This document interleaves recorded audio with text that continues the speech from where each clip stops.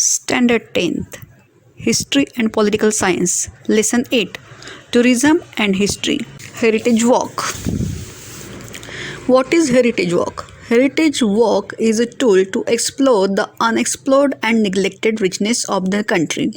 Heritage Walk के पीछे जो एक रीज़न है या फिर जो पर्पस जो है वो ये है कि ऐसे अनएक्सप्लोर्ड या फिर निगलेक्टेड रिचनेस जो है हमारे कंट्री की, तो उसको एक्सप्लोर करना है.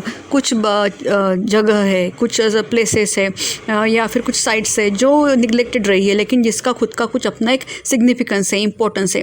तो ऐसे प्लेसेस को दुनिया के आगे लाना, लाइमलाइट में लाना, इसके लिए जो कुछ कोशिशें की जाती है ताकि उन प्लेसेस का इम्पोर्टेंस बढ़े, हिस्टोरिकली उसका इम्पोर्टेंस बढ़े, लोग उसको विजिट करें. तो इसके लिए हेरिटेज वॉक जो है एक काफ़ी अच्छा टूल है. To go on a tour for visiting historical places is known as heritage walk. Historical places को विज़िट करने के लिए जो टूर निकाला जाता है तो उसे हेरिटेज वॉक कहा जाता है. One can experience the thrill of being a part of history by participating in heritage walk.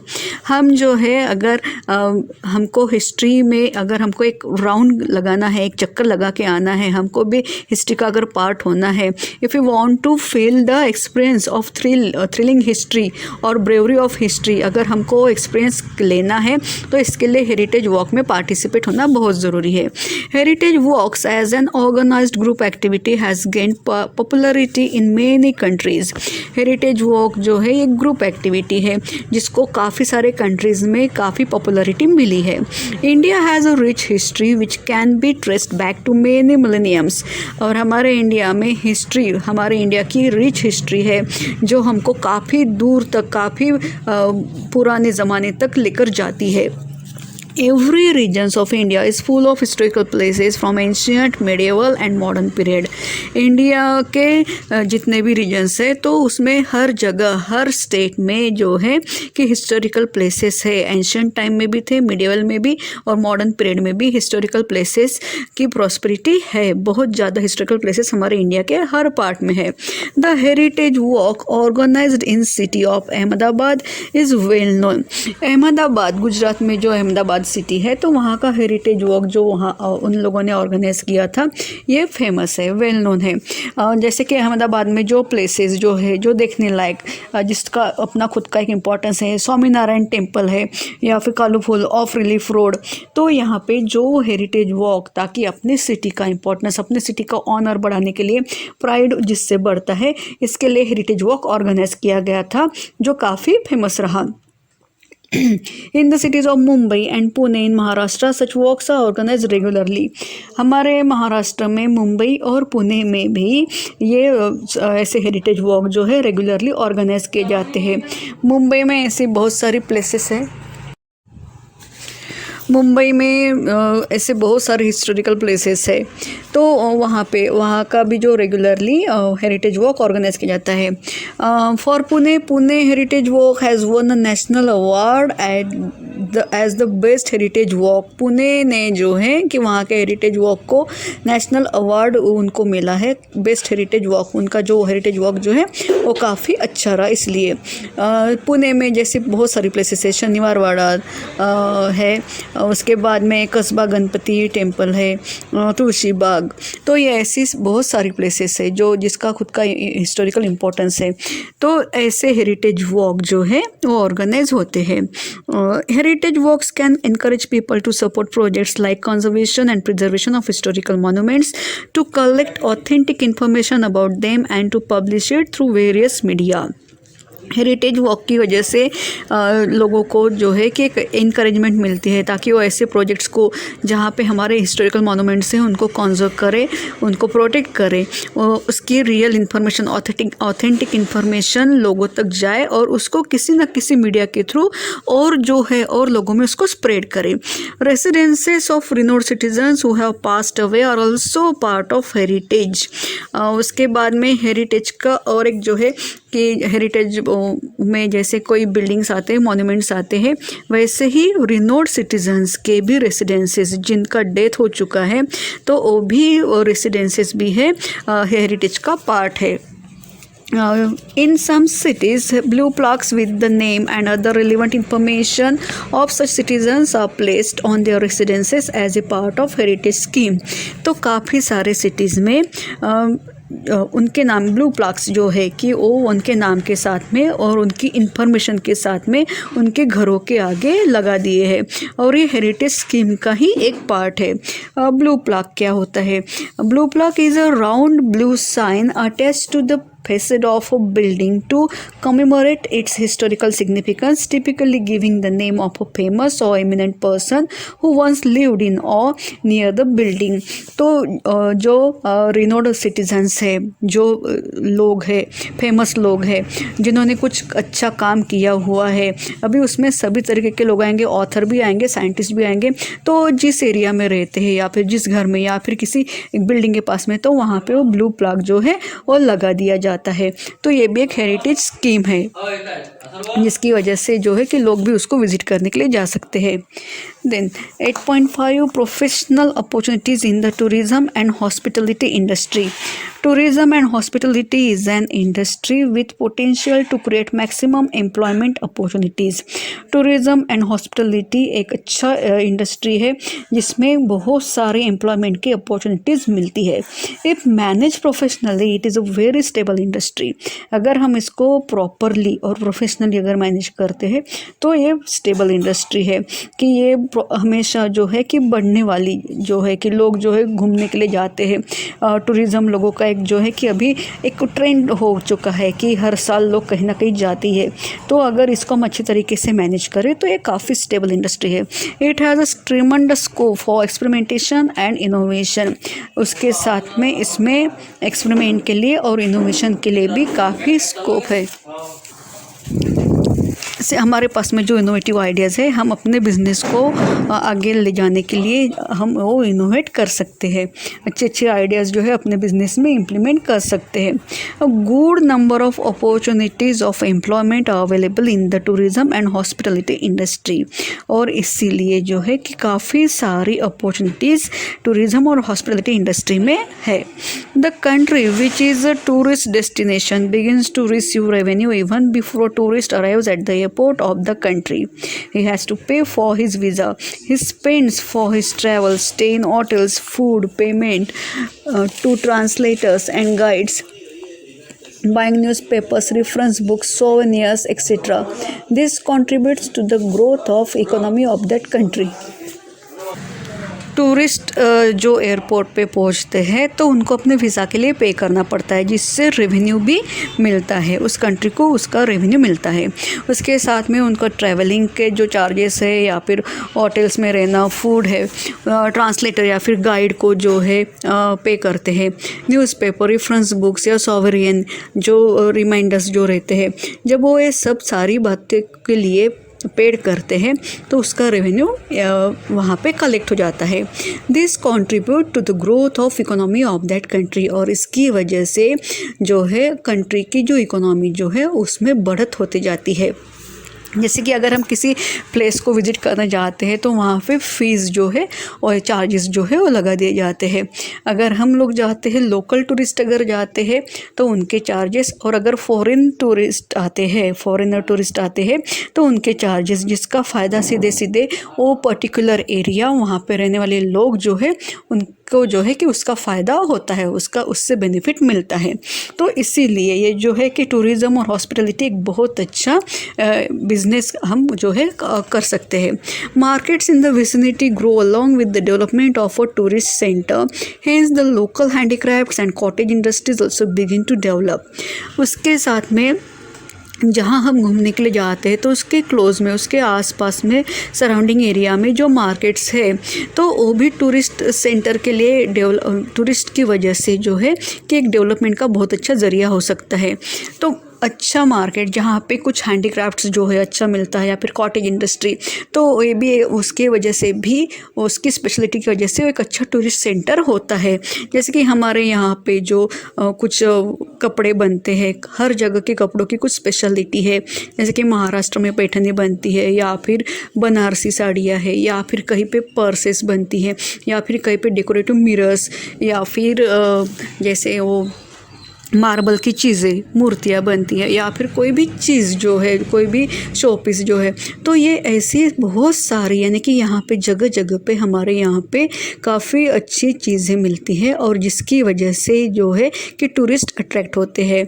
तो the demand for locally processed food items and ethnic handicrafts increases, और इसीलिए जो है ये डिमांड जो है लोगों की कि एथनिक हैंडीक्राफ्ट्स जो है कि जिसको जो सच में काफ़ी वो स्पेशल रहते हैं, काफ़ी डिफरेंट रहते हैं, यूनिक रहते हैं, तो वो ऐसी सारी चीज़ें, हैंडीक्राफ्ट की चीज़ें, और उसके साथ में लोकली प्रोसेस फूड आइटम्स कि जो जहाँ पे हर जगह पे फूड आइटम्स जो है उसके जो स्पेशल वैरायटी जो रहती है उसको लेकर भी लोगों में काफ़ी डिमांड रहती है।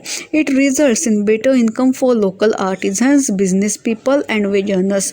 तो ये सब की वजह से जो वहाँ के लोकल पीपल जो है, जैसे कि अगर कोई फूड आइटम बेचते हैं तो सारे छोटे छोटे बिजनेसमैन हैं, या फिर हैंडीक्राफ्ट बनाने वाले जो है वो आर्टिस्ट लोग रहते हैं, तो वहाँ के लोकल आर्टिस्ट है या फिर वेज अर्नर्स है।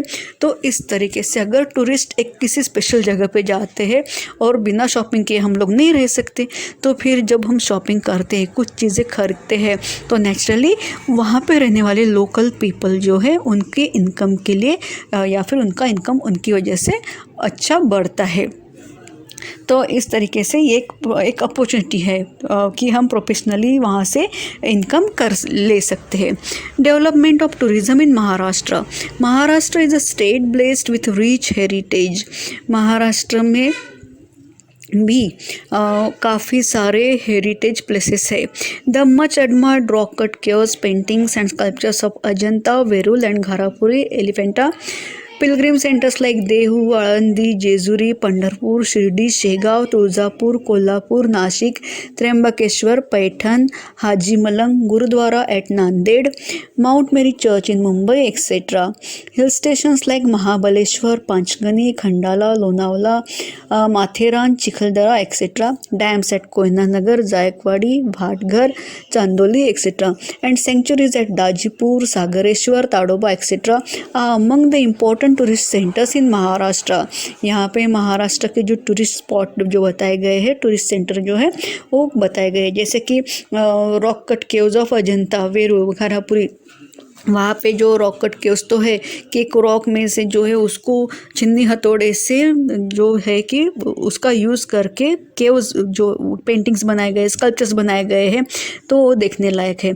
उसके बाद में पिलग्रिम सेंटर्स जहाँ पे हमारे लोग मोस्टली जाते हैं भगवान के दर्शन के लिए, जैसे देहू है, आळंदी है, जेजुरी, पंढरपुर में है, या शिरडी के साईं बाबा, शेगाव में लोग जाते हैं, तुळजापुर, कोल्हापुर की देवी, नासिक में भी देवी है, त्र्यंबकेश्वर में जो है कि ज्योतिर्लिंग, फेमस ज्योतिर्लिंग है, पैठण है, हाजीमलंग, नांदेड़ का गुरुद्वारा, मुंबई का माउंट मेरी चर्च, ये सारे जो है ये बहुत ही फेमस से पिलग्रिम सेंटर्स है.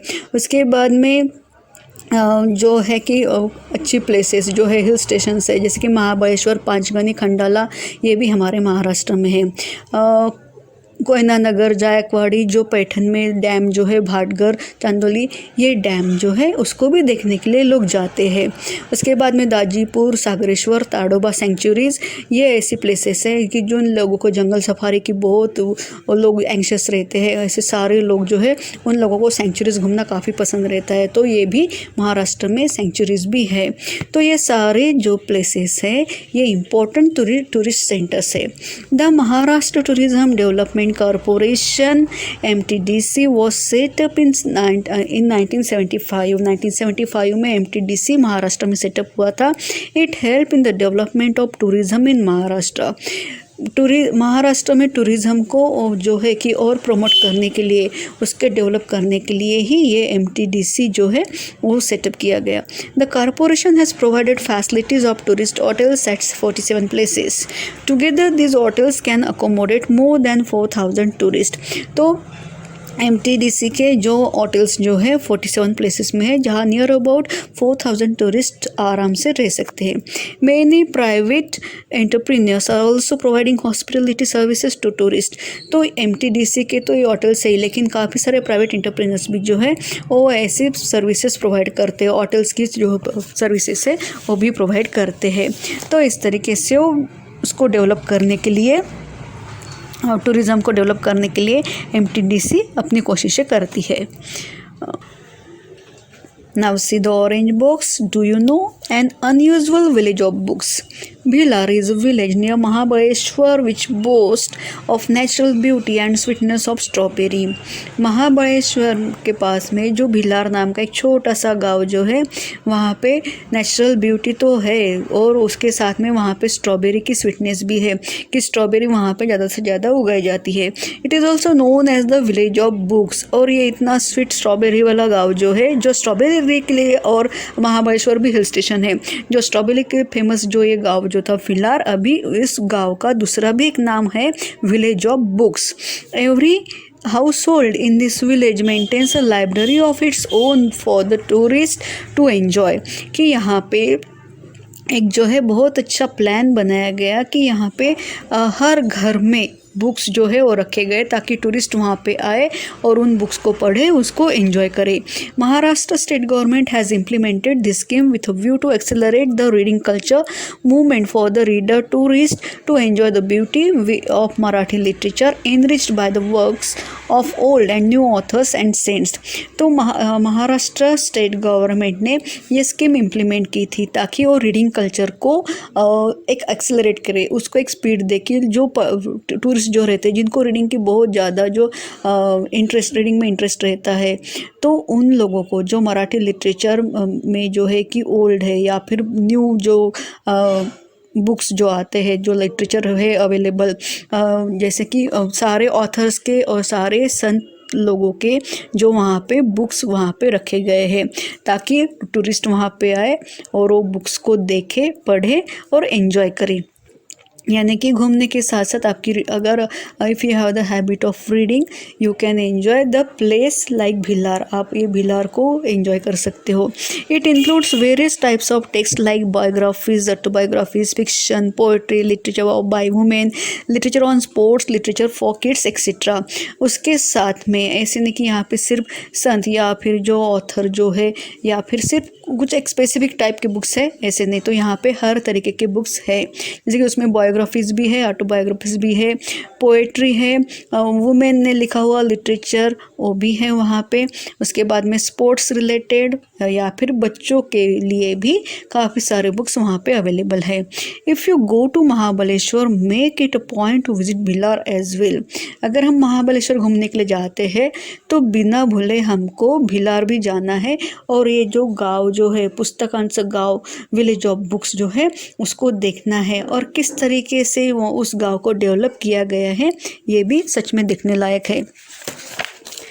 Now see the next box of, do you know Mahabaleshwar and Panchgani are hill stations. Thousands of tourists arrive here.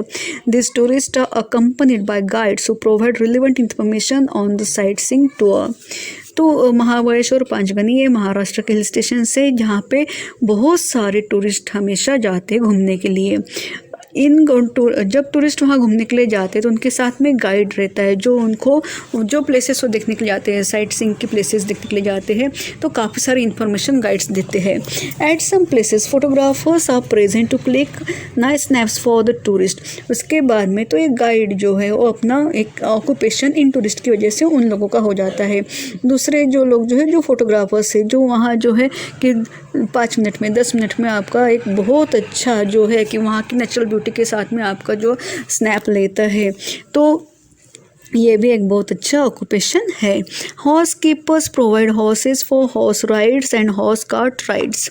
उसके बाद में हॉर्स कीपर जो अपनी सर्विसेज अवेलेबल करके देते हैं, जैसे कि हॉर्स राइडिंग है या फिर हॉर्स कार्ट राइडिंग जो है।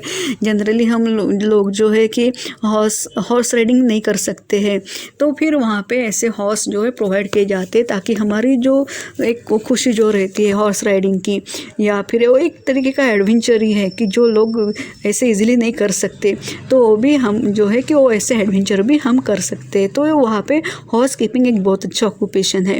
It is the local people who are engaged in this activities and they can earn good money for their services.